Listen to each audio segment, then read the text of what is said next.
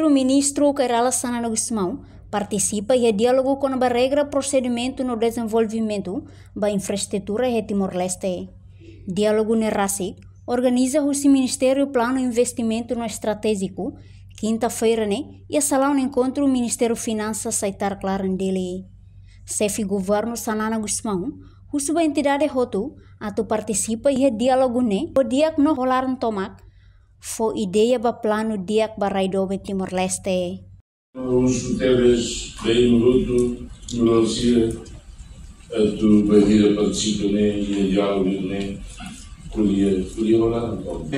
Buku vítima e também a coisa séria, e também a correto, cheguei a ideia dia que o plano dia que fala bem também, regras ao procedimento, ao São Povo, transparência, integridade, governo e infraestrutura. 2021, 21 milhões de IPNDS, e pela frente. 10 milhões, se o senhor me concluir, 2022, 68 milhões para o IPNDS. E a Catarraça deu 38 milhões. Lembra quando tem OSA, tem infraestruturas, para ter dentro do governo central, para a Tóia e acabar de lá. O diálogo é importante para todos. A vida tem corrigir e tem que lá. E tampouco haverá preparar uma descentralização.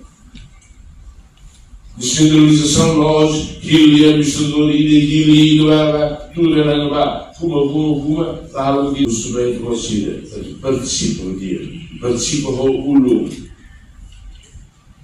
E também há o crítico, e também a atuação, lição para corrigir. Também é importante hoje.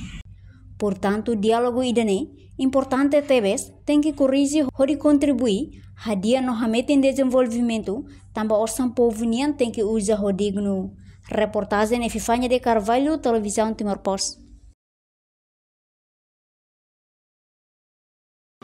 Janela Informação ba Emogoto. Atua tem informação atual dia Clio.